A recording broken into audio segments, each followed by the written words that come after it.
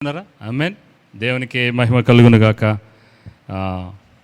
మరొకసారి మీ అందరి ముందు మీతో కలిసి దేవుని నామాన్ని మహిమపరచడానికి, అలాగే మీకు దేవుని వర్తమానం అందించడానికి దేవుడు నాకు ఇచ్చిన ఈ అవకాశాన్ని బట్టి ప్రభువుకు ఎంతగానో వందనాలు తెలియజేస్తున్నాను. నా వర్తమానానికి వెళ్ళటానికి మునుపు ఒక మాట మీకు చూపించి నేను నా మెయిన్ మెసేజ్లోకి వెళ్ళాలని ఆశపడుతున్నాను. ఒకసారి ప్రకటన గ్రంథం 19వ అధ్యాయము 10వ వచనం చూద్దాం. చివరి భాగం. అందుకు నేను అతనికి అతని పాదముల ఎదుట సాగిలపడగా అతడు, వద్దు సుమి, నేను నీతోనూ సహోదరులతోనూ సహదాసుడను, దేవునికే నమస్కారం చేయము, యేసుని గూర్చిన సాక్ష్యము ప్రవచన సారమని నాతో చెప్పను. ఈ మాట నాకు కావాలి. మనము యేసు ప్రభు వారి గురించి సాక్ష్యం చెప్తున్న ప్రతిసారి మీరేం చేస్తున్నారో తెలుసా? ప్రవచనాన్ని చెప్తున్నట్టు ఒక వాల్యూమ్ పెంచండి. మీరు యేసు ప్రభు వారి గురించి సాక్ష్యం చెప్తున్న ప్రతిసారి మీరు ఏం చెప్తున్నారంటే ఇతరుల జీవితంలోనికి ఒక ప్రవచనాన్ని మీరు చెప్తున్నట్టే అనేది ఇక్కడ యోహాను భక్తుడు ప్రకటన గ్రంథంలో రాస్తున్నాడు. మనం చాలాసార్లు ఇందాక కీర్తన ధ్యానంలో నుంచి చెప్తున్న మాట జ్ఞాపకం వచ్చినప్పుడు ఈ మాట నాకు జ్ఞాపకమైంది. ఇక్కడ కూడి వచ్చిన మీ జీవితాల్లో దేవుడు చేసిన అద్భుతాలు కనుక మీరు చెప్తున్నప్పుడు ఇతరులకి ఎవరికో ఆ సాక్ష్యం ఎవరికో కావాలి. మీ సాక్ష్యం ఏమవుతుందంటే వారి జీవితాల్లో ఒక ప్రవచనంగా ఉంటుంది. అంటే నా జీవితంలో చేసిన దేవుడు మీ జీవితంలో కూడా చెయ్యగలిగిన సమర్థుడైన దేవుడిని మీరు కలిగి ఉన్నారు అని మనం చెప్పకనే ఏం చెప్తామంటే వారు ఎటువంటి పరిస్థితుల్లో ఉన్నారో మనకు తెలియదు, వారు ఎటువంటి శ్రమల గుండా వెళ్తున్నారో, ఎటువంటి ఆర్థికపరమైన ఇబ్బందులు వెళ్తున్నారో మనకి తెలియదు. కానీ మన జీవితంలో చేసినప్పుడు మనం మాత్రం ఏం చేయకూడదు, ఊరకనే ఉండకూడదు, మనము భయపడకూడదు. కానీ స్తుతించేవారుగా ఉండాలి, ప్రార్థించేవారుగా ఉండాలి, ప్రకటించేవారుగా ఖచ్చితంగా ఉండాలి. ఎందుకంటే మనము ఇతరుల జీవితంలోనికి ఒక ప్రవచనాన్ని మనము చెప్పకనే మనం చెప్తున్నామనేది మీ సాక్ష్యం ద్వారా వాళ్ళకి తెలియజేస్తున్నామనేది మీరు గ్రహించవలసిందిగా మనం చేస్తున్నాను. ఓకే, మన వాక్య భాగంలోకి వెళ్దాం. దేవుడు సంఘాన్ని ఎందుకు పెట్టాడు? ఒకసారి నన్ను గమనించండి.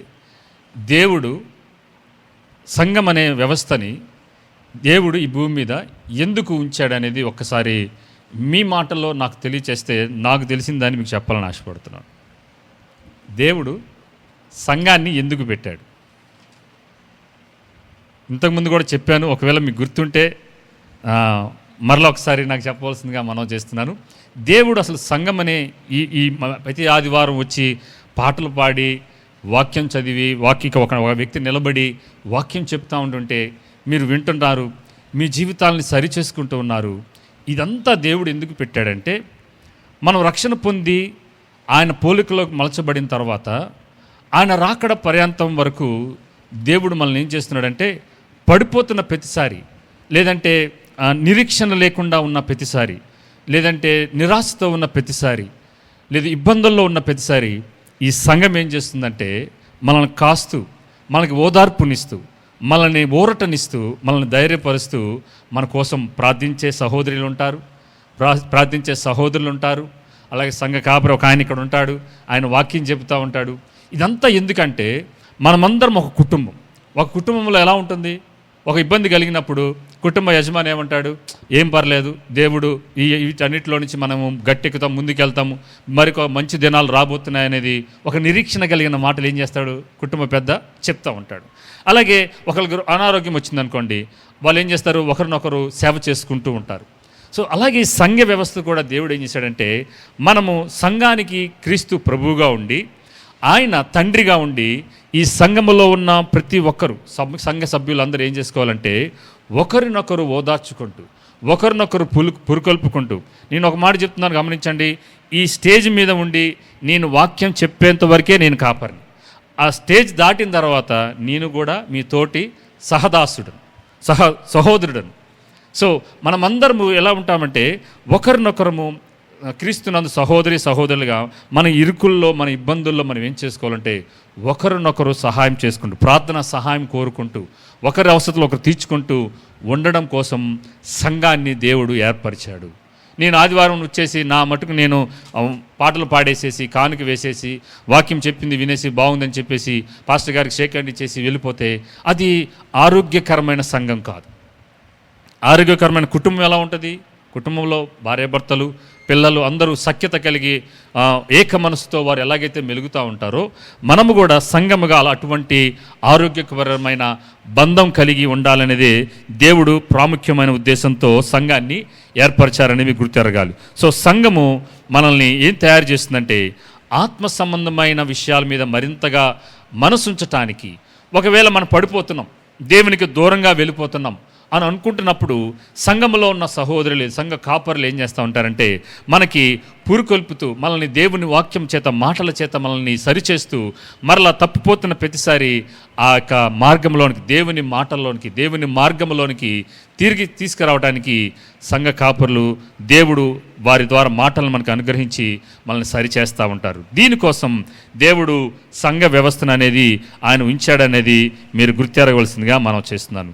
ఓకే, మనము రోమేలుకు రాసిన పత్రికని మనం ధ్యానం చేస్తున్నాం. ఆ క్రమంలో గడిచిన వారం నేను లేను, దేవుని మహాకృపను బట్టి, మీ అందరి ప్రార్థనను బట్టి గుడివాడ ప్రాంతంలో ఉన్న మానికొండ, అలాగే కానూరు ప్రాంతంలో దేవుడు నన్ను బలపరిచి ఆయన నామానికి మహిమకరంగా సంఘానికి ఆరోగ్యకరమైన బోధన అందించడానికి నన్ను బలపరిచి వాడుకున్నారు. మీ మధ్యలో రేమ తనకు దేవుడు అందించిన మాటను మీకు ధన్యతలలో నుంచి మీతో మాట్లాడిన విషయాల్ని మనం జ్ఞాపకం చేసుకున్నాం. సో ఈ సమయంలో మనము రోమీలకు రాసిన పత్రిక 8వ అధ్యాయంలోనికి మనం వద్దాం. 8వ అధ్యాయం మనము 10 వరకున్న వచనాలని మనం చూసాము. ఆ తర్వాతి వచనాలని మనము ధ్యానం చేయబోతున్నాము. రోమీలకు రాసిన పత్రిక 8వ అధ్యాయం 11వ వచనం ఒకసారి మనం చదువుకుందాం. మృతులలో నుండి యేసుని లేపిన వాని ఆత్మ మీలో నివసించిన ఎడల, మృతులలో నుండి క్రీస్తు యేసుని లేపినవాడు చావునకు లోనైన మీ శరీరములను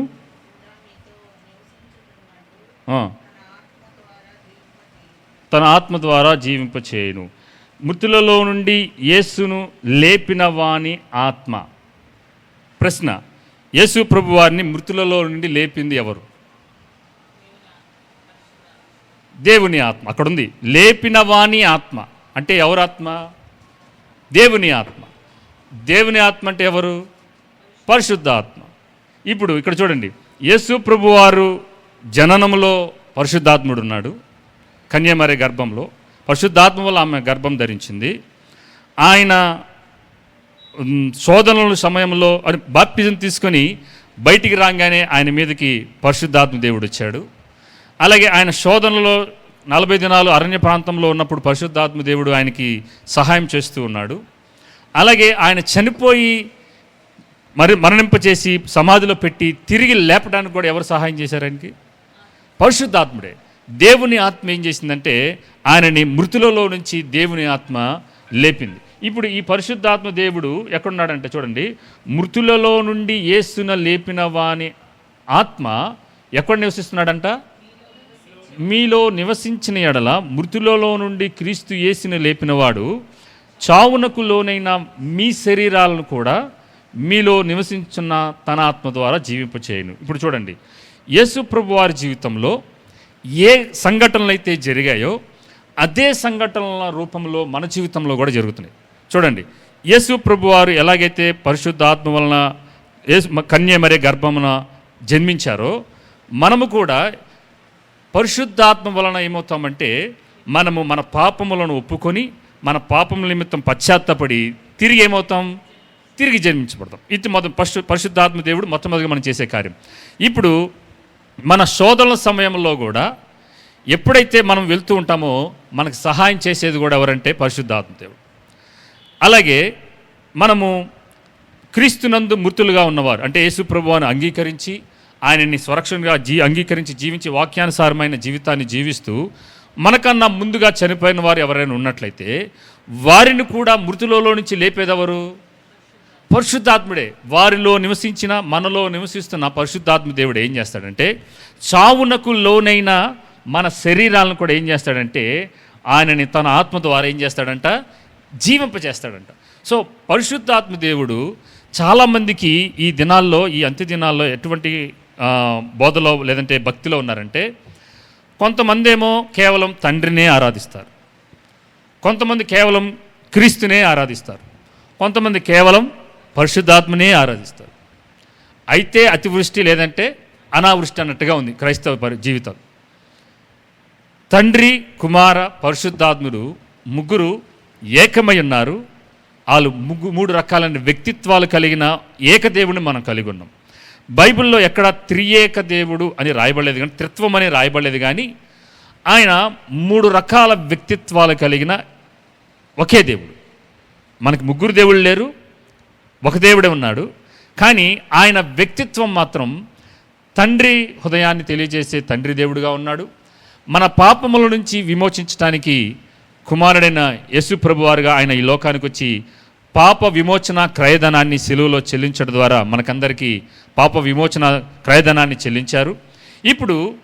ఇప్పుడు సంఘముగా ఉన్న మనమందరము రక్షణ పొందాం, క్రీస్తు రక్తంలో కడగబడ్డాం. ఇప్పుడు ఆయన రాకడ పర్యంతం వరకు మనము పరిశుద్ధమైన జీవితాన్ని జీవించటానికి ఇప్పుడు మనలో ఉన్న పరిశుద్ధాత్మ దేవుడు ఏం చేస్తున్నాడంటే మనల్ని పరిశుద్ధపరుస్తూ, దినదినము మనల్ని పరిశుద్ధపరుస్తూ ఆయన రాకడ వరకు లేదంటే మనం మరణించేంత వరకు మనలో ఉన్న పరిశుద్ధాత్మ దేవుడు. ఇప్పుడు యేసు ప్రభు వారికి ఎలాగైతే ఆయన జననములో, ఆయన శోధనలో, ఆయన మరణములో ఆయనకి ఎలాగా సహాయకుడై ఉండి ఆయనలో ఉండి నడిపించాడో మనమందరిలో కూడా పరిశుద్ధాత్మ దేవుడు ఉన్నాడు. ఎప్పుడు మనలోనికి ప్రవేశిస్తాడంటే మనము వెంటనే ఎప్పుడైతే నా పాపముల కోసం యేసు ప్రభు వారు చనిపోయారు అని ఎప్పుడైతే మనం నమ్మి, హృదయంలో నమ్మి, నోటితో విశ్వసించి పలుకుతామో వెంటనే ఇప్పుడు యేసు ప్రభు వారి మీదకి పరిశుద్ధాత్మ దేవుడు ఎప్పుడు వచ్చాడు? అలా బాప్టిజం తీసుకొని గట్టి మీదకి రాగానే ఏమైంది? పరిశుద్ధాత్మ దేవుడు పరలోకం తెరవబడి ఆయన మీదకి పావుర రూపంలో ఆయన మీదకి వచ్చి వాలినట్టుగా సువార్తల్లో రాయబడింది. సో మనము కూడా వెంటనే బ్యాప్టిజం తీసుకోగానే మన ఈ శరీర నేత్రాలకి కనబడదు, కానీ ఆత్మమండలంలో వెంటనే మనలోనికి పరిశుద్ధాత్మ దేవుడు వచ్చి నివసిస్తాడు. మనలో ఉంటాడు ఆయన. మనలో ఉండి ఇప్పుడు ఏం చేస్తాడంటే ఇప్పుడు నీ స్టీరింగ్ని నాకు ఇవ్వండి అని అంటాడు. మీ ఆత్మీయ జీవితాన్ని నేను నడిపిస్తాను. ఇంతకుముందు వరకు అపవాది మీ జీవితాలను నడిపించాడు, ఇప్పుడు తిరిగి జన్మించారు కదా, ఇప్పుడు మీ జీవితాలని నేను నడిపిస్తానని చెప్పి పరిశుద్ధాత్మ దేవుడు ఏం చేస్తాడంటే ఆయన మనలో ఉండి, మనతో ఉండి మనల్ని నడిపిస్తూ ఉంటాడు. ఇప్పుడు మనలో ఉన్న పరిశుద్ధాత్మ దేవుడు ఏం చేస్తూ ఉంటాడంటే మనలో ఇంకా దేవుని వాక్యానికి విరుద్ధమైనవి, అనాలోచితమైనవి ఏవైతే మనలో ఉన్నాయో వాటిని నశింపచేస్తూ ఉంటాడు, వాటిని తీసివేస్తూ ఉంటాడు. ఉదాహరణకి చూడండి, ఇప్పుడు యేసు ప్రభు వారికి అరణ్యములోనికి శోధనించబడడానికి వెళ్ళినప్పుడు యేసు ప్రభు వారు ఏం చేశారు? శోధన వచ్చింది. ఆ 3 శోధనల్ని వాక్యంతో ఆయన తిప్పికొట్టడానికి పరిశుద్ధాత్మ దేవుడు ఏం చేశాడంటే ఆయన ఏ వాక్యాలనైతే తన హృదయంలో భద్రపరుచుకున్నాడో ఆ వాక్యాలని ఆయనకి జ్ఞాపకానికి తీసుకొచ్చి ఆ వాక్యంతో అపవాది చేసిన ప్రతి శోధనని ఎదిరించడానికి కావలసిన సామర్థ్యాన్ని, ఆ సహాయమును పరిశుద్ధాత్మ దేవుడు ఏం చేశాడు? ఆయనకి సహాయం అందించాడు. ఆయన యేసుప్రభు వారు పూర్తి మానవుడిగానే జీవించాడు భూమి మీద. సంపూర్ణ మానవునిగా జీవించి సంపూర్ణమైన దైవభక్తి కలిగిన జీవితాన్ని ఆయన మనకు ఒక మాదిరికరమైన జీవితాన్ని జీవించాడని మీరు గుర్తుపెట్టుకోవాలి. సో ఇప్పుడు పరిశుద్ధాత్మ దేవుడు ఏం చేయాలంటే let the Holy Spirit live his life in us. పరిశుద్ధాత్మ దేవుడు ఆయన జీవితాన్ని మనలో జీవించటానికి అవకాశం ఇవ్వాలి. ఇక్కడ ఒక ప్రశ్న ఏంటంటే మీలో పరిశుద్ధాత్మ దేవుడు ఉన్నాడని మీలో ఎంతమందికి గ్రహింపు కలిగి ఉన్నారు? నేను చెప్పాను మొదటే, ఎందరైతే యేసు ప్రభువారిని నా జీవితంలో సురక్షకుని అంగీకరించారో మీ అందరి జీవితాల్లో పరిశుద్ధాత్మ దేవుడు ఉన్నాడు. మీకు ఇంకా నమ్మకం, అపనమ్మకం అనేది ఉండకూడదు, అవిశ్వాసం అనేది ఉండకూడదు. కానీ ఇప్పుడు పరిశుద్ధాత్మ దేవుడు ఉండటానికి మనము కావలసిన సౌకర్యవంతమైన వాతావరణాన్ని మన ఇళ్లలో కలగచేయాలి. ఇప్పుడు చూడండి, చాలామంది ఎలా చేస్తున్నారంటే మన ఇంటికి ఒక గెస్ట్ వచ్చాడు, గెస్ట్ రానట్టుగానే మనం బిహేవ్ చేస్తూ మన ఇంట్లో మన పనులన్నీ మనం చేసేసుకుంటున్నాం, మనం వెళ్ళాల్సిన చోటుకి వెళ్ళొచ్చేస్తున్నాం. కానీ గెస్ట్ ఇంట్లోనే ఉన్నాడు. కానీ మనం మాట్లాడాల్సిన మాటలు, మనం భార్యాభర్తలు లేదా పిల్లలతో మనం చేసుకోవాలి, వంట పనులు ఇవన్నీ చేసేసుకుంటూ ఆయన పట్టించుకోవట్లా. ఇప్పుడు ఆ గెస్ట్ ఎలా ఫీల్ అవుతాడు? నేను ఉన్నానా చచ్చానా అనేటట్టుగా ఫీల్ అవుతారు. అవునా? సో పరిశుద్ధాత్మ దేవుడు కూడా మీలో ఉన్నాడు. కానీ మనం ఏం చేస్తున్నామంటే ఆయన నిర్లక్ష్యం చేస్తున్నాం. ఆయన స్వరాన్ని మనం వినట్లేదు. ఆయన చెప్తున్న ప్రేరణలు, ఆయన మనలో ఇస్తున్న ప్రేరణలు మనము పెడచెవున పెడుతున్నప్పుడు, ఇందాక నేను చెప్పిన ఉదాహరణలతోనే మనం దాన్ని సరిపోల్చుకోవచ్చు. మీలో ఉండి పరిశుద్ధాత్మ దేవుడు ఏం చేస్తాడని చూడండి. ఈ పరిశుద్ధాత్మ దేవుడు పోయినసారి మనం చదివిన 10 వచనాల్లో మొట్టమొదటిగా మనకి పాపము యొక్క బలము నుంచి మనకి విముక్తిస్తాడు. మొదటి వచనంలో ఏం చూసాం మనము? క్రీస్తు యేసునందు వారికి ఏ శిక్షా విధి లేదని మనం చూసాం. సో క్రీస్తు నందు ఉన్న వారికి మాత్రమే ఆ శిక్షా విధి అనేది ఉండదు. పరిశుద్ధాత్మ దేవుడు చేసే క్రియ ఏంటంటే, మొట్టమొదటిగా మనకి ఎటువంటి శిక్ష రానికుండా చేస్తూ ఉంటాడు. రెండోది ఇప్పుడు మనం చూడబోతున్నాం. 12వ వచనం చూడండి. 12వ వచనం, కాబట్టి సహోదరులారా, శరీరానుసారముగా ప్రవర్తించుటకు రుణస్థులము కాము. మీరు శరీరానుసారముగా ప్రవర్తించిన ఎడల చావవలసిన వారై ఇందురు గాని ఆత్మచేత శరీర క్రియలను చంపిన ఎడల జీవించెదరు. ఆగండి, ఇక్కడ 12వ వచనంలో మొట్టమొదట రాయబడిన ఒక పదం ఏంటి? అక్కడ ఒక రాశాడు, ఏంటిది? కాబట్టి అన్నాడు. మరలా చెప్తున్నాను, ఇంతకుముందు కూడా చెప్పాను. కాబట్టి అన్నప్పుడు మనం ఏం చేయాలి? పైన ఏదో చెప్తున్నాడని మనం గ్రహించాలి. పైన ఏం చెప్పాడు మనకి? ఇందాక మనం చదివాం, మృతులలో నుంచి లేపిన వాని ఆత్మ ఎవరిలో ఉందంట? మనలో ఉంది, నీలో నాలో ఉంది. ఇప్పుడు నీలో నాలో పరిశుద్ధాత్మ దేవుడు ఉన్నాడు కాబట్టి అని 12వ వచనం స్టార్ట్ చేస్తే, కాబట్టి సహోదరులారా, శరీరానుసారంగా ప్రవర్తించుటకు మనము శరీరానికి రుణస్థులం కాదు. ఇక నాలో ఏమైందంటే పరిశుద్ధాత్మ దేవుడు ఉంటున్నాడు. ఇక నేను శరీరానికి ఏమాత్రం నాకు రుణం లేదు. ఎందుకంటే ఆ రుణం తీర్చేశాడు యేసుప్రభు వారు. సిలువలో నా కోసం ఆ వెలను చెల్లించేసేసి ఆ రుణాన్ని తీర్చేశాడు. పాపముల యొక్క మరణము నుంచి, ఆ శరీర క్రియల నుంచి యేసుప్రభు నన్ను విముక్తి చేశాడు. ఇప్పుడు నాలో ఎవరున్నారు? పరిశుద్ధాత్మ దేవుడు ఉన్నాడు. ఈ పరిశుద్ధాత్మ దేవుడు నాలో ఉన్నాడు కాబట్టి 13వ వచనం చూడండి, ఏమంటున్నాడు? శరీరానుసారంగా ప్రవర్తించిన ఎడల చావవలసిన వారై ఉందిరు కానీ ఆత్మచేత శరీర క్రియలను చంపిన ఎడల జీవిస్తారు. ఇప్పుడు ఒక పోరాటం జరుగుతుంది. మనం ఏం చేయాలంట? ఆత్మానుసారంగా మనం ఏం చేయాలంటే ఆత్మచేత శరీర క్రియలను చంపాలంట. ఇప్పుడు మీకు యుద్ధంలో ఉన్నారు మీరందరూ, నాతో సహా. మనం ఏం చేయాలంటే శరీరానుసారంగా ప్రవర్తించడానికి మనము ఒకవేళ శరీరానుసారంగా ప్రవర్తించామనుకోండి, శరీర క్రియలు ఏంటి? నేత్రాశ, శరీరాశ, జీవపుడంబం. అలాగే గలతీ రాసిన పత్రిక కూడా మనం చూసాం. ఆ శరీర క్రియలన్నీ ఏవేంటో అక్కడ రాసి ఉంటుంది. ఇవన్నీ చేస్తున్నాం అనుకోండి, మనకేం కలిగిద్ది? మరణం కలిగిద్ది, నిత్య మరణం. మన ఆత్మకి మరణం కలుగుతుంది. అలాగే మనము ఈ శరీర క్రియలను ఏం చేయాలంటే ఆత్మచేత శరీర క్రియలను ఏం చేయాలంట? చంపిన ఎడల జీవిస్తామంట. ఇప్పుడు మనం ఏం చేయాలంటే మనలో ఉన్న పరిశుద్ధాత్మ దేవుడు మనకి అన్ని వేళలా ఈ శరీర క్రియలని చంపడానికి ఆయన సహాయం చేస్తూ ఉంటాడు. ఎలా చూద్దాం. ఇప్పుడు 14వ వచనం చూడండి ఒకసారి. దేవుని ఆత్మచేత వారందరూ దేవుని కుమారులై ఉందరు. చాలండి సిస్టర్. ఇప్పుడు 14వ వచనంలో ఏమంటున్నాడంటే దేవుని ఆత్మచేత ఎందరూ నడిపింపబడుదురో.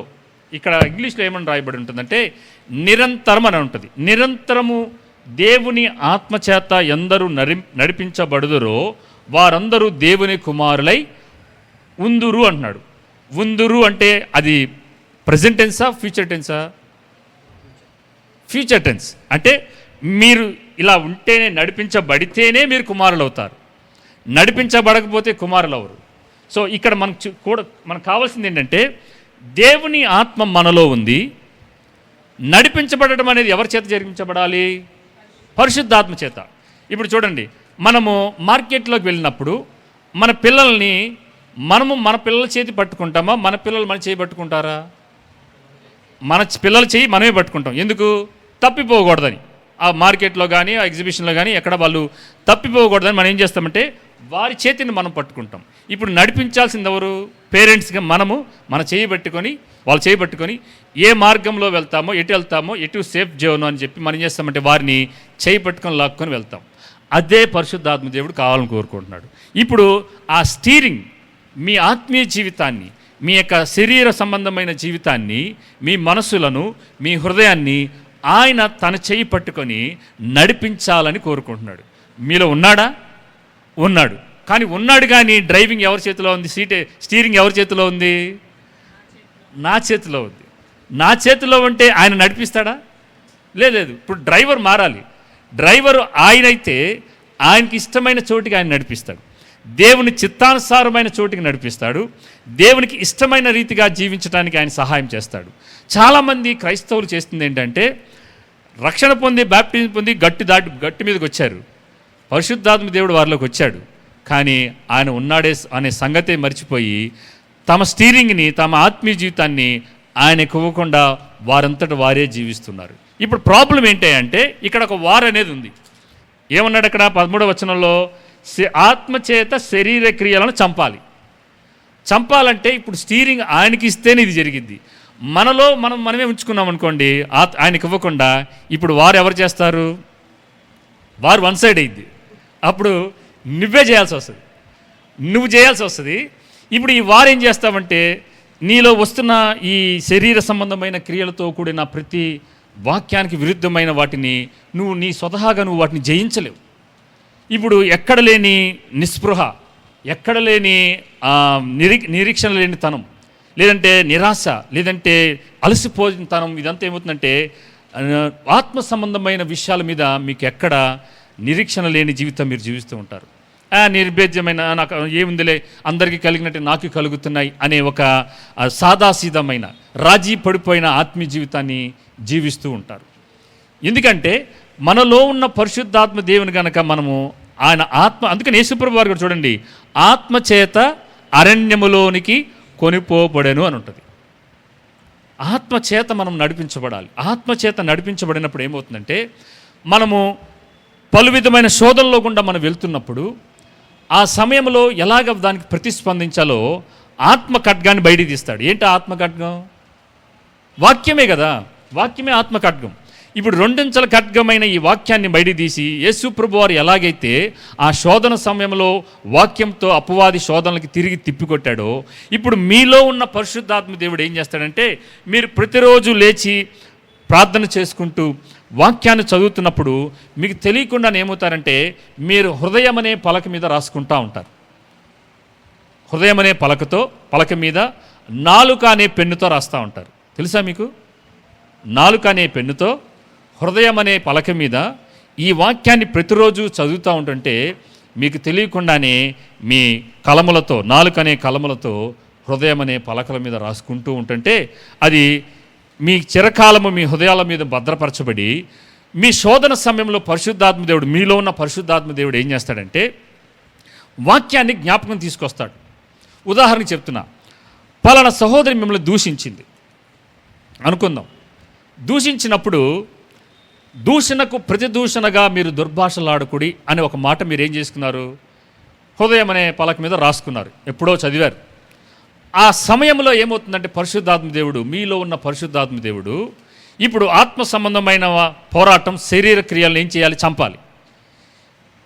దూషణకు ప్రతిదూషణ చేయకూడదు అనే మాటని పరిశుద్ధాత్మ దేవుడు ఆ సమయంలో మీకు వెంటనే ఏం చేస్తాడంటే జ్ఞాపకాన్ని తీసుకొస్తాడు. జ్ఞాపకాన్ని తీసుకొచ్చినప్పుడు ఇప్పుడు నడిపిస్తుంది ఎవరు? ఆయన నడిపిస్తున్నప్పుడు ఆయన స్వరానికి మనం ఏం చేయాలి? లోపడాలి. లోబడి ఎప్పుడైతే మనము ఆ స్వరానికి లోబడి ఎప్పుడైతే ఆయన మాటకి తలొగ్గి మనము మారు మాట పలకకుండా ఎప్పుడైతే మనం తగ్గించుకుంటామో ఇప్పుడు దేవుడు మీ ఆత్మీయ జీవితంలో ఆయన పోరాడించడానికి తన వంతు ప్రయత్నం చేస్తూ మిమ్మల్ని అత్యధిక విజయశీలుగా మీరు ఆ సమయంలో మీరు పోరాడిన దాన్ని బట్టి మీకు శతవిధాల మీకు పరిశుద్ధాత్మ దేవుడు మీకు సహాయం చేస్తూ ఉంటాడు. ఓకే, ఇప్పుడు మనం కిందకి వెళ్దాం. 14 వచనంలో మనం చూసాం. ఇప్పుడు 15 వచనం ఏమంటున్నాడు? ఏలయనగా మరలా భయపడుటకు మీరు దాస్యపు ఆత్మను పొందలేదు కానీ దత్తపుత్రాత్మను పొందితిరి. ఆ ఆత్మను కలిగిన వారమై మనము అబ్బా తండ్రి అని మొర్రపెట్టుచున్నాము. ఇక్కడ మనకి ఈ 15 వచనంలో ఏం చెప్తున్నాడంటే మనం ఎటువంటి ఆత్మను పొందుకున్నామో చెప్తున్నాడు. మనము ఎప్పుడైతే యేసు ప్రభు వారిని రక్షకునిగా అంగీకరిస్తామో మనమందరం ఏమయ్యామంటే దత్తత తీసుకున్నాడు దేవుడు. దత్తత తీసుకున్న ఆత్మను పొందుకున్నాం. అంటే మనమందరం ఏమంటే ఆయన కుమారులము కాకుండా జీవిస్తున్నప్పుడు ఎప్పుడైతే యేసు ప్రభు వారిని అంగీకరించామో మనమందరం దేవుడు ఏం చేశాడంటే తన కుటుంబంలోనికి చేర్చుకోవడానికి తనకు ప్రియకుమారుని రక్తంతో మనల్ని కడిగి మనల్ని ఏం చేసుకున్నాడంట? దత్తత తీసుకున్నాడు. దత్తత తీసుకుని ఈ దత్తత తీసుకున్న తర్వాత మనకి ఏ ఆత్మనిచ్చాడు? స్వీకృత పుత్రాత్మను అని కింద ఫుట్ నోట్స్లో ఉంటుంది చూడండి. మనకు దాస్యపు ఆత్మను ఇవ్వలేదు కానీ దత్తపుత్రాత్మను పొందితిరి. ఆ ఆత్మను కలిగిన వారమై ఇప్పుడు ఏం చేస్తున్నామంట? అబ్బా తండ్రి అని ఆయనకి మొరపెడుతున్నాం. ఇప్పుడు అబ్బా అనే పదం ఏంటంటే అరామిక్లో భాషలో రాయబడిన పదం అది అబ్బా లేదంటే తండ్రి.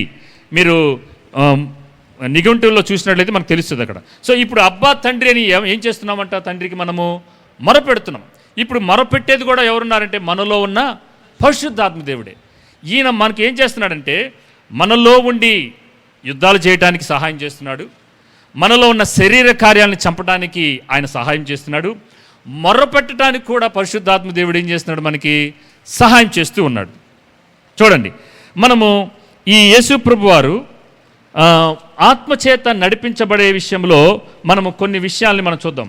ఆత్మచేత నడిపించబడే వారు ఎందరైతే దేవుని ఆత్మ కలిగిన వారు ఏం చేస్తారంటే మనలో పరిశుద్ధాత్మ దేవుడు కనుక ఉన్నట్లయితే మనం ఏం చేస్తామంటే వాక్యానుసారంగా మనము ఆలోచిస్తాం. We will think according to the word of God. ఎందరైతే దేవుని ఆత్మచేత నడిపించబడతా ఉంటారో వాళ్ళు ఏం చేస్తారంటే దేవుని ఆత్మచేత నడిపించబడుతూ ఉంటారు. వాళ్ళు దేవుని వాక్యానుసారంగానే ఆలోచిస్తూ ఉంటారు. They will speak according to the word of God. దేవుని వాక్యానుసారంగా మాత్రమే మాట్లాడుతూ ఉంటారు. They will walk according to the word of God.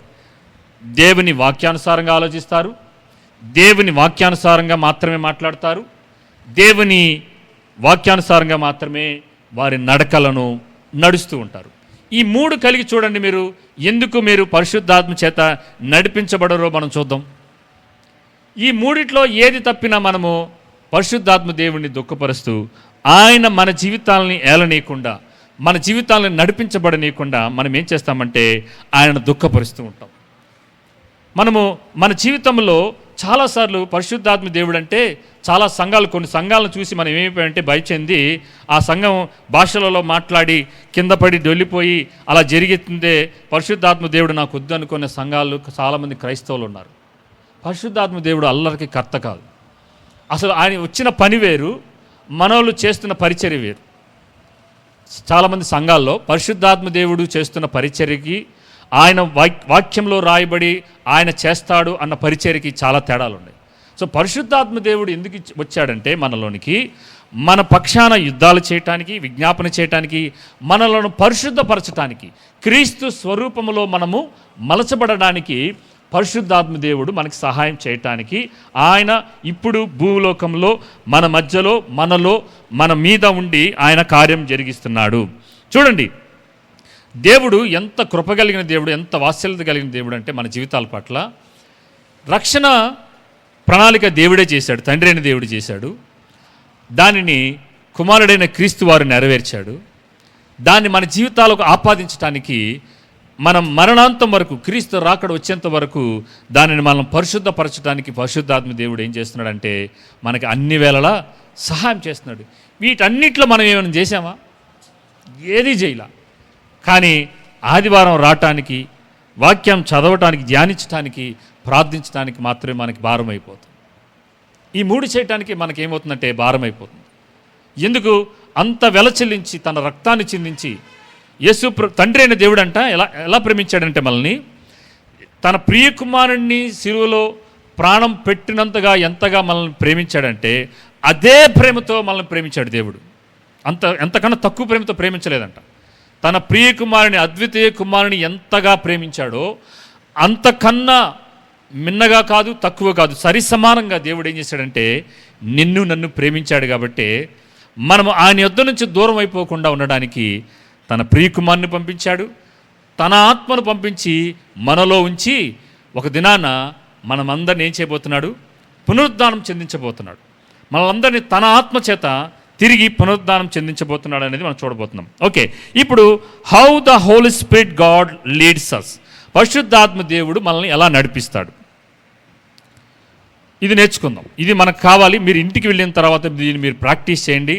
మీకు చెప్తున్నాను, మరలా చెప్తున్నాను, మీలో రక్షణ పొంది మారు మనసు పొందిన ప్రతి ఒక్కరిలో పరిశుద్ధాత్మ దేవుడు ఉన్నాడు. మీలో నుంచి వెళ్ళిపోయాడు, మీలో ఉన్నాడు, కానీ మీరు ఇంకా గుర్తెరగట్లేదు. ఇప్పుడైనా ఆయన్ని, మీ జీవితాన్ని, స్టీరింగ్ని ఆయనకి ఇవ్వండి. ఇప్పుడు ఆయన నడిపింపుని మనం ఎలా గుర్తించగలం? How the Holy Spirit God leads అస్.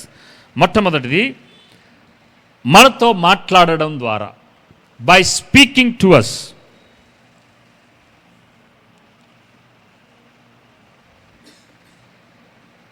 ఎలా మాట్లాడతాడంటే,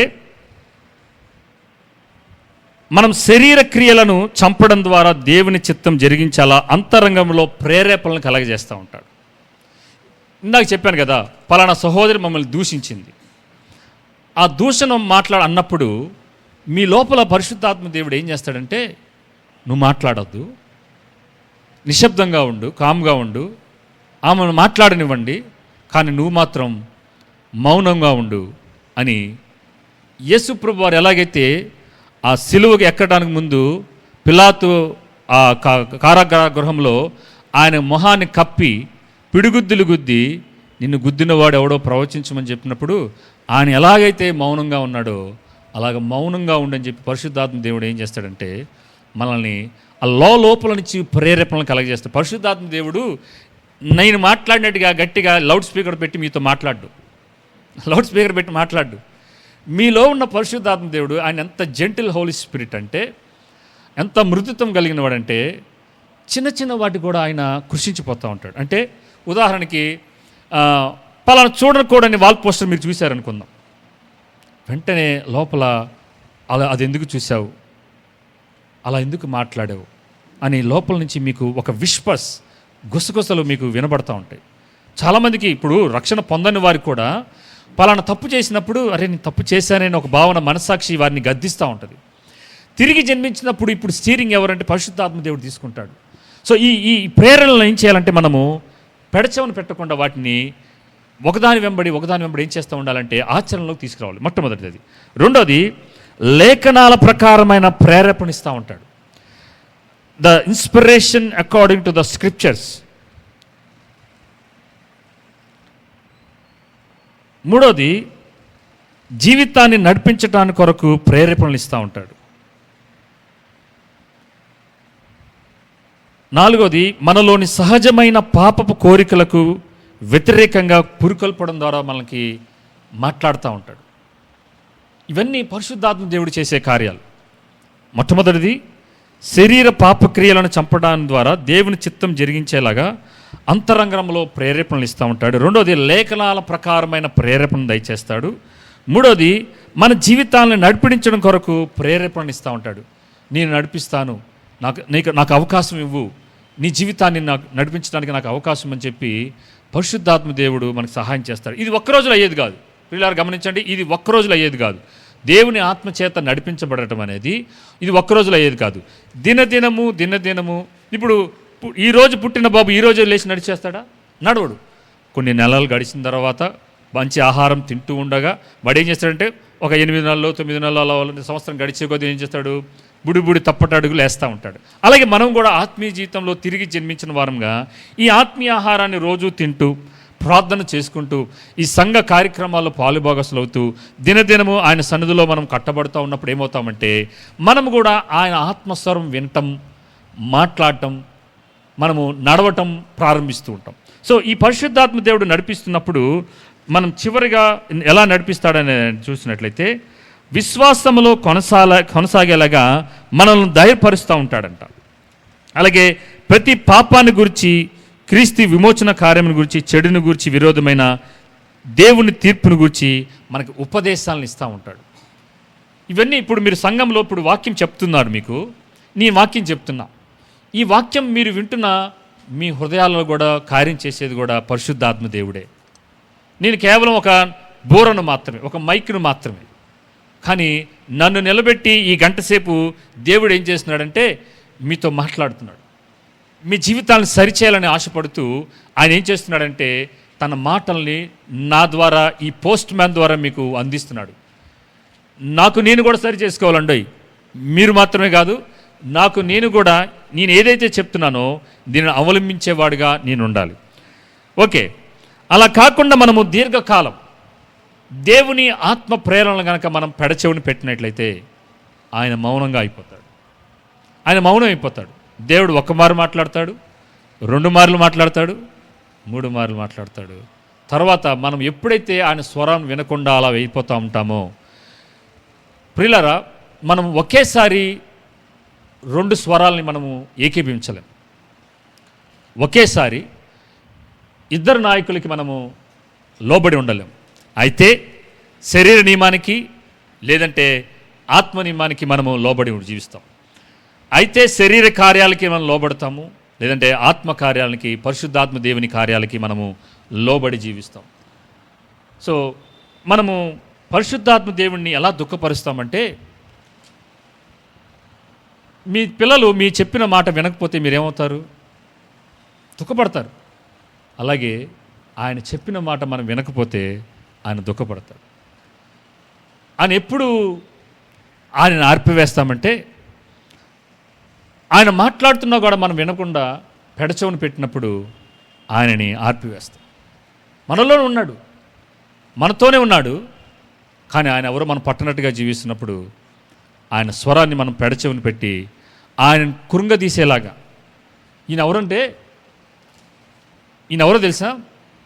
మీరు రక్షణలో రావటానికి, మీ శోధనలు జయించటానికి, రేపొద్దున ఒకవేళ మనందరం చనిపోతే పునరుజ్జీవం పొందడానికి కావలసిన శక్తిని అనుగ్రహించే పరిశుద్ధాత్మ దేవుడు మీలో ఉన్నాడు.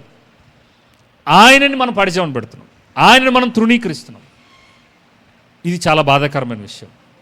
నేను మిమ్మల్ని భాషల్లో మాట్లాడమని నేను మిమ్మల్ని ప్రేరేపించట్లేదు, అద్భుతాలు చేయమని మిమ్మల్ని మేము కోరట్లేదు. కానీ ఆయనను మీ జీవితాలను నడిపించడానికి ఆయనకు అవకాశం ఇవ్వండి.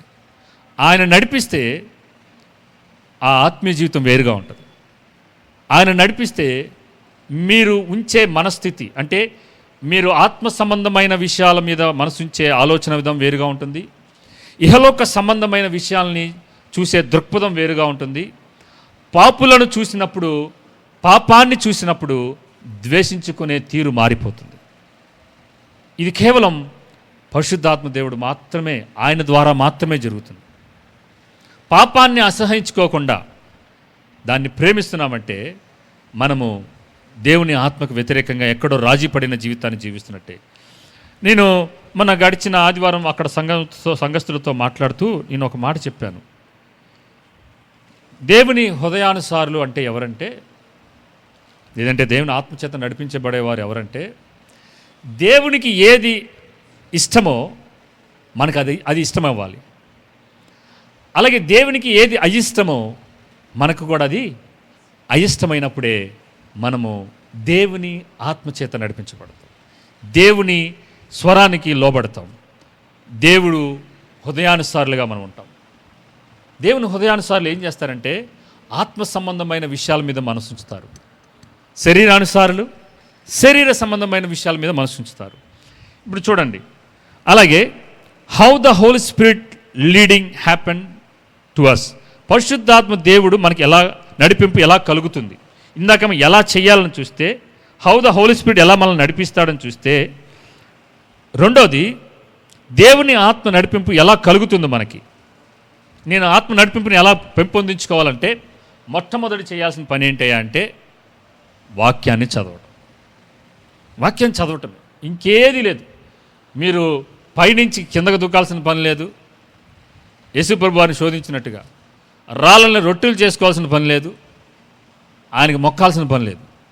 మీరు వాక్యాన్ని ధ్యానించండి, రెండోది ఆసక్తితో ప్రార్థించండి. మూడోది దైవిక సంబంధమైన సందేశాలను, దైవిక సంబంధమైన సందేశాలంటే ఇక్కడ ఒక క్లాజ్ ఉంది, హితబోధను ఆరోగ్యకరమైన బోధని మాత్రమే. ఏది పడితే ఆ బోధలు వినొద్దు ప్రియులారా. లోకంలో అబద్ధ బోధకులు కావలసినంత మంది ఉన్నారు.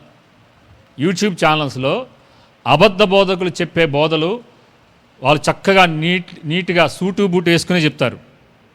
2 కొమ్ములు పెట్టుకొని నల్ల డ్రెస్ వేసుకొని వాళ్ళు వాక్యాలు చెప్పరు. విరుద్ధమైన బోధ అంటే మంచి నీట్గా ఉంటారు, హుందాతనంగా ఉంటారు, చాలా అందంగా ఉంటారు, అన్ని రకరకాల యాంబియన్స్ చక్కగా ఉంటుంది. కానీ బోధ మాత్రం ఆరోగ్యకరమైన బోధకి వ్యతిరేకంగా ఉంటుంది. ఏది పడితే అది వినొద్దు. అందుకని యేసు ప్రభువు ఒక మాట అంటారు, దేనిని వింటున్నారో జాగ్రత్తగా వినండి అంటున్నాడు. వినుట వలన విశ్వాసం వస్తుంది. ఆ విశ్వాసం అసత్యమైనది అవ్వచ్చు, దేవుని వాక్య సంబంధమైనది అవ్వచ్చు. మూడోది దేవుని దైవిక సంబంధమైన సందేశాలు వినాలి బోధనలు వినటం ద్వారా. నాలుగోది క్రైస్తవ తల్లిదండ్రులు నమ్మకమైన ఆధ్యాత్మిక నాయకుల సలహాలు, జీవన విధానాన్ని అవలంబించడం ద్వారా దేవుని ఆత్మ నడిపింపును మనం ఎలా కలుగుతుందంటే, మొట్టమొదటిది దేవుని వాక్యాన్ని చదవటం ద్వారా, ఆసక్తిగా మనము ప్రార్థించడం ద్వారా, మూడోది దైవిక సంబంధమైన సందేశాలు బోధనలు వినటం ద్వారా, మంచి పుస్తకాలు వాక్య సంబంధమైన పుస్తకాలను చదవడం ద్వారా, నాలుగోది క్రైస్తవ తల్లిదండ్రులు అలాగే నమ్మకమైన ఆధ్యాత్మిక జీవన విధానం కలిగిన వారి సలహాలను అలాగే వారి జీవన విధానాన్ని అవలంబించడం ద్వారా మనము ఆత్మ నడిపింపుకు మనము దానిలో ఎదుగుతూ మనం ప్రారంభించడానికి సహాయం చేస్తాయి. ఈ 4 ఇవి మెయిన్ అన్నమాట. మీరు ఆత్మీయంగా నడిపించబడటానికి, ఆత్మ సంబంధమైన విషయాల మీద మనసు ఉంచడానికి.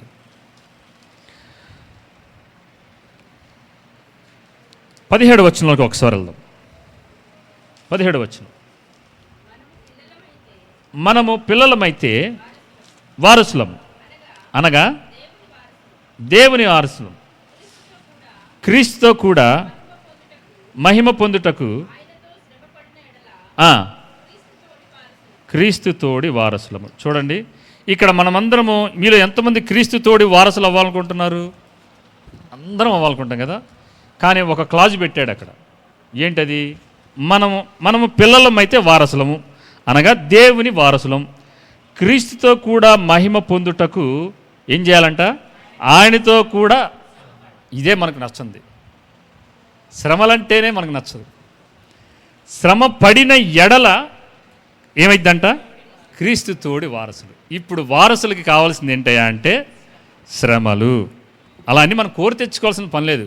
ఈ జీవిత చక్రంలో, కాలగమనంలో, మనం తీసుకునే నిర్ణయాలలో, మనం చేసే ప్రతి తప్పటి అడుగులలో వద్దన్నా కూడా శోధనలు వస్తూ ఉంటాయి.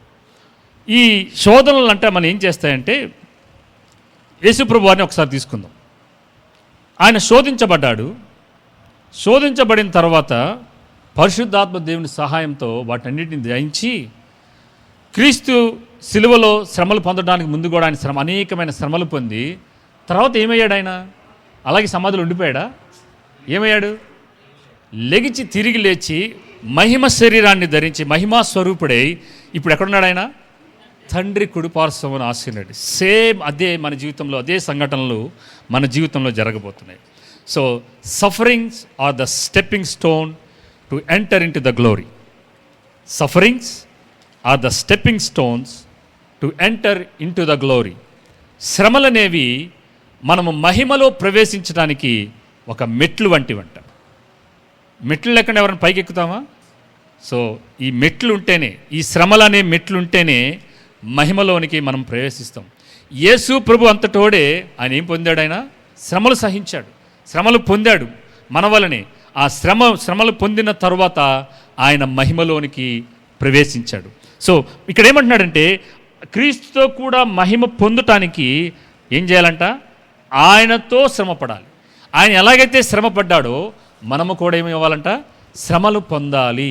శ్రమలు పొందాలంటే మనము ఒకసారి మత్తయి సువార్త 5వ అధ్యాయం 10-12 వచనాలను ఒకసారి చూద్దాం. మత్తయి సువార్త 5వ అధ్యాయము చదవండి. మత్తయి సువార్త 5వ అధ్యాయం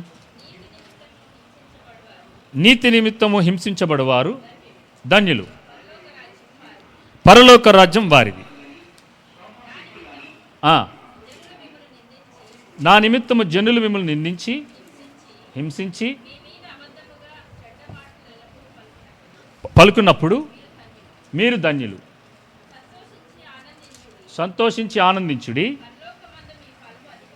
పరలోకమందు మీ ఫలము అధికమగును. ఈలాగున వారు మీకు పూర్వమందున్న ప్రవక్తలను హింసించిరి. ఇక్కడ చూడండి, మనము నీతి నిమిత్తం కనుక హింసించబడితే ఏం కలిగిద్దంట? మనకి పరలోక రాజ్యం కలిగిద్ది. అలాగే ఆయన నిమిత్తం జనులు మనల్ని నిందించి హింసించి మీ మీద అబద్ధముగా చెడ్డ మాటలు పలుకున్నప్పుడల్లా మీరు ధన్యులు. సంతోషించండి ఈ శ్రమలలో, ఆనందించండి ఈ ఇబ్బందులలో. చెడ్డ మాటలు పలికినప్పుడు ఆనందించండి, ఎందుకంటే పరలోకమందంటే ఏమైందంట? మన ఫలము అధికమవుతుంది. ఎందుకంటే ఇలాగే ఏం చేశారు? పూర్వం ముందున్న ప్రవక్తలను కూడా వాళ్ళు ఏం చేశారంటే హింసించారు. కాబట్టి వాళ్ళు ఎక్కడికి వెళ్ళారంట? మహిమలో ప్రవేశించారు, పరలోక రాజ్యంలో ప్రవేశించారు. మీరు గనక ఆ మహిమలోనికి ఎలాగైతే యేసు ప్రభు వారు మహిమలో ప్రవేశించినట్టుగా మనం కూడా ప్రవేశించాలంటే మీరు జనులు మిమ్మల్ని నీతి నిమిత్తం, ఎందు నిమిత్తం? నీతి నిమిత్తం మిమ్మల్ని ఆయన నిమిత్తం మీ మీద అబద్ధముగా చెడ్డ మాటలు పలుకున్నప్పుడల్లా మీరేం చేయాలంటే సంతోషించండి, ఆనందించండి. పరలోకంలో మీ ఫలమంట అధికమవుతుంది. అలాగే మనం హింసించబడుతున్నప్పుడు పరలోక రాజ్యంలో మనకేమవుతుంది? ప్రవేశము వారిది అని అంటున్నాడు. సో శ్రమలు లేకుండా మనకి మహిమ అనేది కలగదు. గుర్తుపెట్టుకోండి, ఏ శ్రమలో లేకుండా అన్నీ బాగుండి. ఇంకోటి ఏంటంటే Christianity is not a bed of roses. క్రైస్తవం అనేది పూల పాన్పు కాదు. శ్రమలు వస్తాయా? వస్తాయి. వచ్చినప్పుడు వాటిని ఎదుర్కోగలిగిన గొప్ప నిరీక్షణను, గొప్ప అంతరంగంలో ఉన్న పరిశుద్ధాత్మ దేవుడు ఏం చేస్తాడంటే వాటిని అధిగమించడానికి కావాల్సిన శక్తిని మనకి దయచేస్తూ ఉంటాడు. చివరిగా కొన్ని వచనాలను మనం చూద్దాం ఒకసారి. అపోస్తుల కార్యము 14వ అధ్యాయము 22వ వచనం ఒకసారి చూద్దాం. ఈ చెప్పబోయే ఈ 4 వచనాలు ఒకసారి మీరు మీ బైబిల్లో అండర్లైన్ చేసుకోనండి. ఖచ్చితంగా వీటిని మనం ప్రతిరోజు మన దైనందిన జీవితంలో మనన చేసుకోండి శ్రమలు కలిగినప్పుడు. మరియు ప్రతి సంఘములో ఓకే ప్రార్థన చేసి అప్పగించిరి. తరువాత 14:22 బ్రదర్, శిష్యుల మనస్సులను దృఢపరిచి విశ్వాసమందు నిలకడగా ఉండవలననియు అనేక శ్రమలను అనుభవించి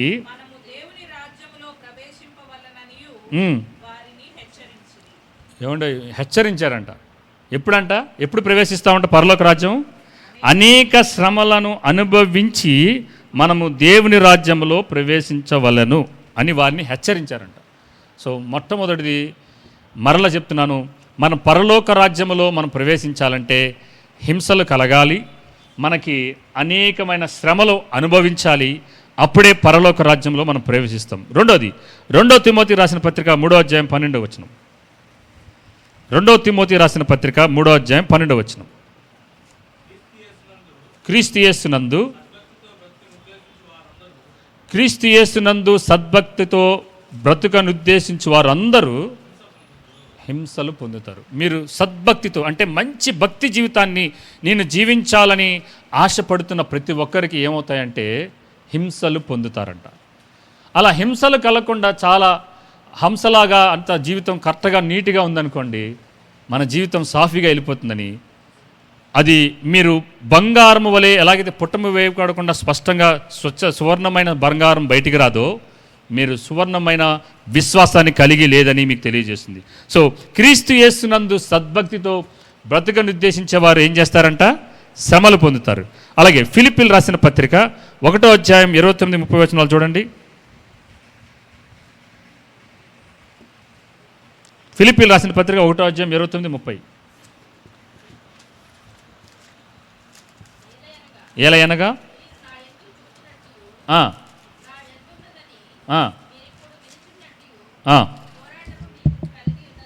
పోరాటం మీకు కలిగి ఉన్నందున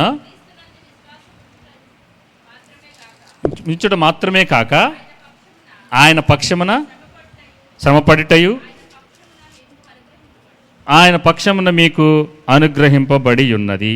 క్రీస్తునందు విశ్వాసం ఉంచుట మాత్రమే కాక ఆయన పక్షమున శ్రమపడుటయు ఆయన పక్షమున మీకు అనుగ్రహింపబడింది. కేవలం మీరు రక్షణ పొందడం మాత్రమే కాదండి, ఆ రక్షణతో పాటు ఏం అనుగ్రహించబడ్డాయంటే మనకి శ్రమ పడటం కూడా మనకు అనుగ్రహించబడ్డాయి. ఎందుకు శ్రమలు ఎందుకు? నన్ను ఒకసారి గమనించండి. శ్రమలు ఎందుకండి? మహిమలో ప్రవేశించటానికి. Sufferings are stepping stones to enter in to the glory of God. ఎలాగైతే యేసు ప్రభు వారు శ్రమలు పొంది ఎలాగైతే మహిమలో ప్రవేశించారో మనమందరము కూడా శ్రమ పడిన మీదట, అనేక శ్రమలు అనుభవించడం మీదట దేవుని రాజ్యంలో ప్రవేశిస్తాం. హెబ్రీలు రాసిన పత్రిక చివరిగా 5వ అధ్యాయం 8వ వచనం చూడండి ఒకసారి. హెబ్రీలు రాసిన పత్రిక 5వ అధ్యాయం 8వ వచనం. ఆయన కుమారుడై ఉండియు తాను పొందిన శ్రమల వలన ఏం నేర్చుకున్నాడండి? ఆయన ఎవరు అసలు? ఆయన కుమారుడై ఉండియు తాను పొందిన శ్రమల వలన విధేయతను నేర్చుకున్నాడంట. సో మనకు విధేయత రావాలంటే, వాక్యానికి విధేయత చూపించాలంటే మనకేం కలగాలంట? శ్రమలు. మహిమలో ప్రవేశించటానికి మనము విధేయత నేర్చుకోవాలంటే తాను పొందిన శ్రమల వలన, కుమారుడైన యేసు ప్రభు వారికే శ్రమలు వస్తే మనమందరం కూడా ఎవరు? దేవుని కుమారులమే, కుమార్తెలమే మనమందరం కూడా. సో మనకు కూడా ఏమవుతాయి? శ్రమలు అనేవి కలుగుతాయి. నో ఎక్సెప్షన్స్, ఏ ఒక్కరికి మినహాయింపు అనేది లేదు. వచ్చినప్పుడు మాత్రం ప్రతిస్పందించాల్సిన తీరు ఎలా ఉండాలంటే, ఆత్మచేత శరీర క్రియలను మనం ఏం చేయాలి? చంపివేయాలి. శ్రమలు అనేవి వస్తాయి. ఒకటే పెట్టుకోండి మాదిరి, యేసు ప్రభు వారి జీవితాన్ని మీకు మాదిరిగా పెట్టుకోనండి. ఆయన జీవితంలో శ్రమలు వచ్చినప్పుడు, అపవాది శోధించినప్పుడు ఎలాగైతే వాక్యంతో తిప్పుకొట్టాడో, ఈయన చెయ్యని తప్పుకి ఎలాగైతే యేసు ప్రభు వారు మౌనముగా ఉన్నాడో అదే జీవితాన్ని మనం జీవించాలి. మిమ్మల్ని చెడ్డ మాటలు పలుకున్నప్పుడల్లా, మిమ్మల్ని దూషించినప్పుడల్లా లోపల ఉన్న పరిశుద్ధాత్మ దేవుడు అంటాడు, కీప్ క్వయట్ అంటాడు. మౌనంగా ఉండండి. వదకు తేబడిన గొర్రె పిల్లవలే మౌనంగా మన యేసు ప్రభు వారు ఎలాగైతే జీవించాడో మనము కూడా, మనం చెయ్యని తప్పుకి మనం దూషించబడుతున్నప్పుడు, మన అపనిందలు మన మీద వేస్తున్నప్పుడు మాటకు మరుమాటని మీరు పలకద్దు. ఆత్మచేత మనం ఏం చేయాలంటే శరీర క్రియలని నశింపచేయాలి. సో చివరిగా మరొక మాటను ఒక్కసారి చూద్దాం. ఒక్క మాటను చూసి మనం ముగిద్దాం. లూకాసు వార్త 24:26. లూకాసు వార్త 24:26.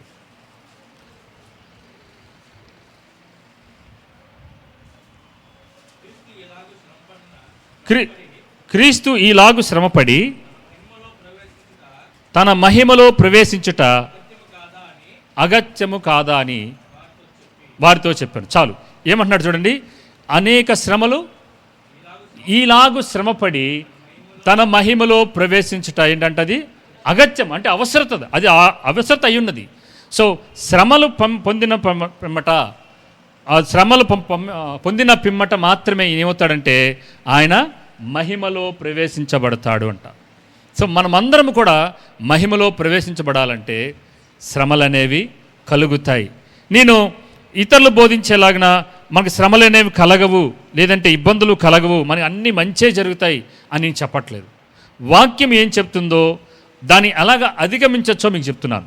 శ్రమలు వస్తాయి, వచ్చినప్పుడు దాన్ని ఎలాగ జయించాలనేది ఇందాక వాక్యపు వెలుగులో మనం చూసాం. మనం నిరంతరము ఆత్మచేత నడిపించబడుచున్నప్పుడు ఆత్మచేత శరీర క్రియలను మనం నశింపచేస్తాం. ఆత్మచేత నడిపించబడి మనము ముందుకు వెళ్తున్నప్పుడు ఏం చేస్తామంటే వాక్యాన్ని ధ్యానం చేస్తూ ఉంటాం, ప్రార్థన చేస్తూ ఉంటాం. ఆత్మ పురుషుడు, మనలో ఉన్న పరిశుద్ధాత్మ దేవుడు, ఇప్పుడు ఆయన ఆత్మచేత నడిపించబడిన వారు మాత్రమే ఏమవుతారంట? దేవుని కుమారులు అనబడతారు. దేవుని కుమారులు ఏం చేస్తారంటే, ఎలాగైతే యేసు ప్రభు వారు శోధనలను జయించారో అలాగే జయిస్తారు తప్పితే శోధనలకి లోబడిపోరు. శోధనలకి లోబడిపోయి అవతలు వారు ఎలాగైతే అన్యులుగా ప్రవర్తన చేస్తున్నప్పుడు మనం అలాగ అన్యుల్లాగా మనం ప్రవర్తన చేయకూడదు. ప్లీజ్, మనము దైవ సంబంధమైన భక్తిని మనము బహు జాగ్రత్తగా జీవించాలి. ఎలా పడితే అలా జీవించకూడదు. అన్యులు కూడా అలా జీవించేస్తూ ఉంటారు. గుళ్ళకు వెళ్ళొస్తారు, లేదంటే వేరే చోట్లకి వెళ్ళొస్తారు, వాళ్ళ ప్రార్థనా మందిరాలకు వెళ్ళొస్తారు. తర్వాత వారి జీవితం వేరే విరుద్ధంగా ఉంటుంది. క్రైస్తవులుగా, నిజ క్రైస్తవులుగా, వాక్యాన్ని అనుసరించే బిడ్డలుగా మనము అటువంటి రీతిలో మనం ఎవరు జీవించకుండా ఉండకుండదుముగాక. ప్లీజ్ ప్రియులారా, మనం ఎవరిని ప్రతిబింబిస్తున్నామంటే మీలో ఉన్న క్రీస్తునే. మీకు తెలుసో తెలీదో, మీరు మీ వర్క్ చేస్తున్న పని పాటల్లో, మీ లొకాలిటీలో మిమ్మల్ని ఖచ్చితంగా అందరూ గమనిస్తూ ఉంటారు. మీ మాటల తీరుని, మీ ప్రవర్తనని, మీకు వస్తున్న సందర్భాలని ఎట్లా వాటికి ప్రతిస్పందిస్తున్నారో వీటన్నిటినీ వారు చూస్తూ ఉంటారు. సో మీలో ఉన్న పరిశుద్ధాత్మ దేవుడికి ఆయనకి అవకాశం ఇవ్వండి.